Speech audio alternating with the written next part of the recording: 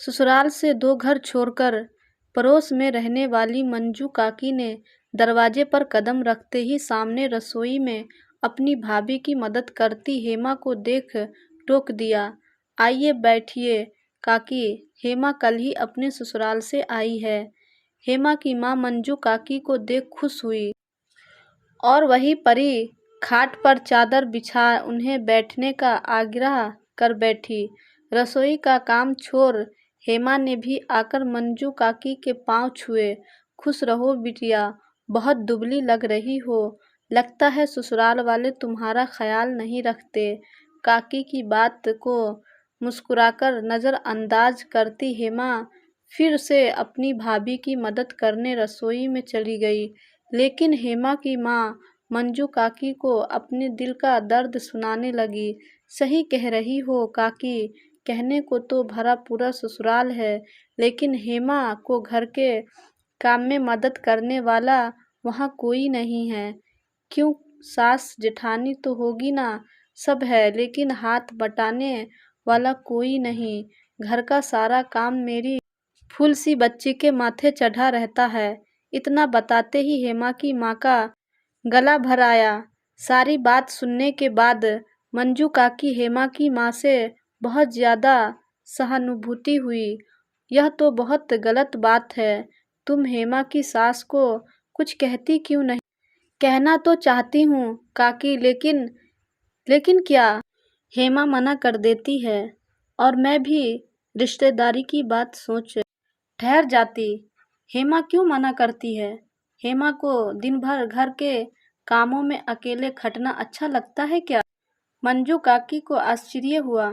अब मैं क्या बताऊं काकी, आप ही कुछ समझाइए। हेमा की माँ की सहमति पाकर काकी ने रसोई की ओर झांका, लेकिन सामने मंजू काकी के लिए चाय की प्याली लिए हेमा पहले से ही हाजिर थी। मंजू काकी ने हेमा के हाथ से चाय की प्याली ले लिया। हेमा बिटिया, ससुराल में तुझे दिन भर घर के काम में लगे रहना अच्छा लगता है क्या? देख कैसी हो गई है तू। मंजू काकी ने हेमा को बाह पकड़ अपने करीब बैठा लिया, लेकिन हेमा ने अपनी तरफ से मंजू काकी को समझाना जरूरी समझा। अपने घर का काम तो करना ही पड़ता है ना काकी, लेकिन तेरी सास भी तो रहती है घर में, उसे भी तो कुछ करना चाहिए ना। और अगर वह खुद कुछ मदद नहीं कर सकती तो अपनी सास से एक नौकरानी रखने को कह दे। ऐसा थोड़ी होता है काकी। हेमा हंस पड़ी।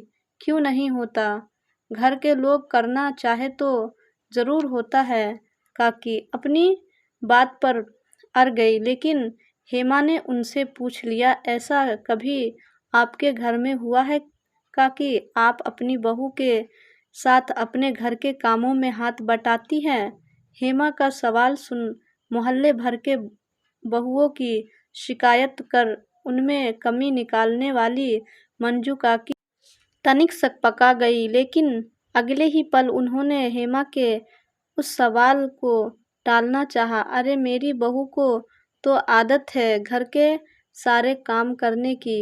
मंजू काकी की चालाकी देख हेमा अपनी माँ की ओर देख मुस्कुराई। वैसे मेरे इस घर में मेरी भाभी को भी आदत है घर के सारे काम करने की, क्योंकि मेरी माँ भी कभी रसोई में जाकर अपनी बहू की मदद नहीं करती है ना माँ। इस बार हेमा ने सवालिया निगाहों से अपनी माँ की ओर देखा और बेटी की बात सुनकर हेमा की माँ मुस्कुराई। हाँ, मेरी बहू भी बहुत कर्मठ है, कभी रसोई या घर के किसी काम में मेरी मदद नहीं मांगती।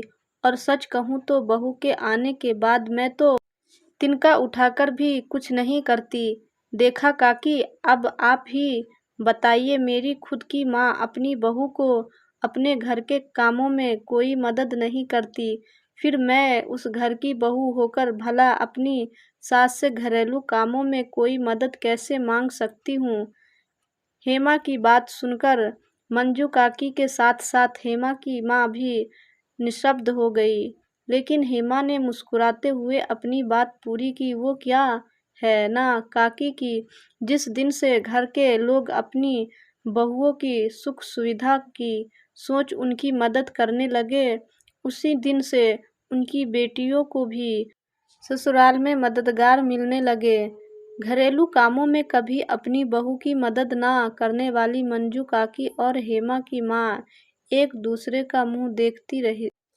कुछ कह ना सकी, लेकिन सामने रसोई में मौजूद अक्सर ननद से घरेलू कामों में मदद पाने वाली हेमा की भाभी आज ननद से सहानुभूति पाकर मन ही मन गदगद हुई।